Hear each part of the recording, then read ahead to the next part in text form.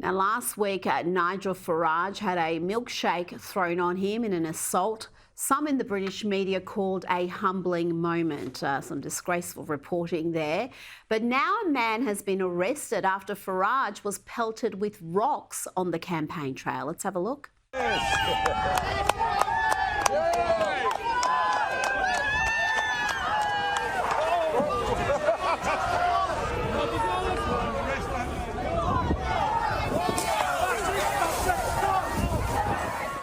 Now, Farage said that the local police in the Yorkshire village of Barnsley had warned him not to walk through the town.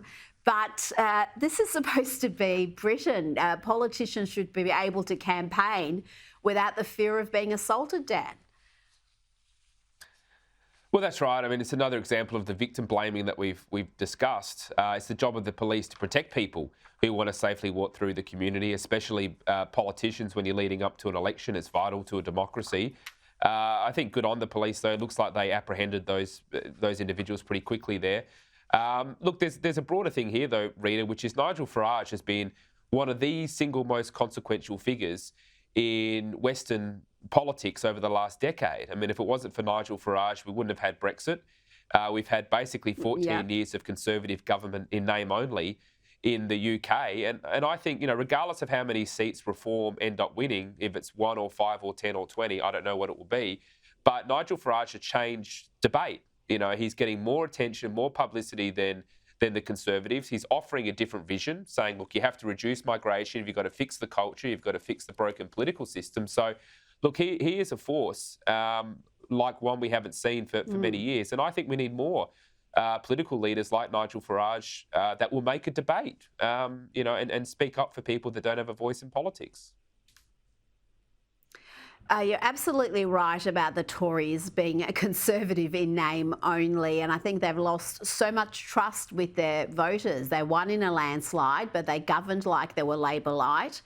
And I think Farage is going to change that landscape again. And it's interesting, we've got the UK about to veer to the hard left with a Labor landslide at a time where most of Europe is going to the right, as we saw with the recent EU elections. So it's a fascinating time. Now, news of the Victorian government appointing a parliamentary secretary for men's behavioural change. How Orwellian. Well, it's been mocked far and wide, including by one of our fave comics, Ryan Long. Let's have a look.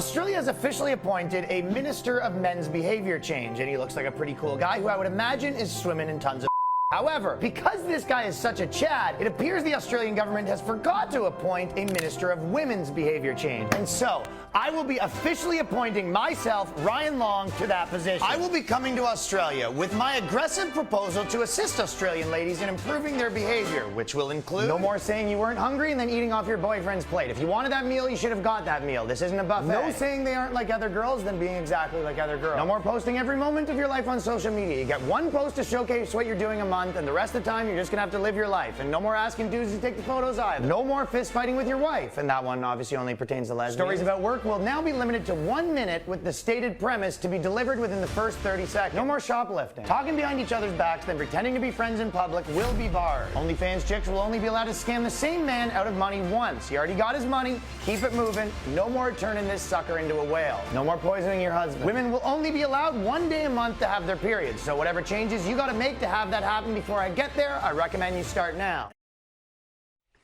He's besmirched all of Australia with that policy. It is only just Victoria.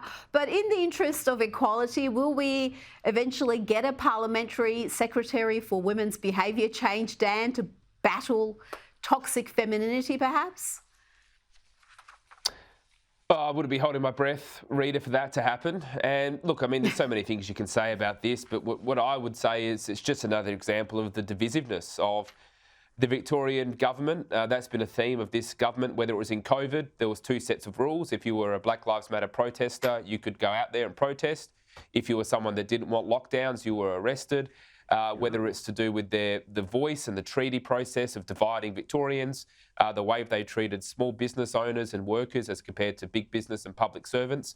This is just another example in a long line of very divisive policies and a very divisive attitude of the Victorian government. And I just think most people these days have just had a gutful of these sort of gestures where they, don't really understand why someone's getting so much money to take on what is clearly a divisive, tokenistic role. So, look, I think most people will hopefully see through this.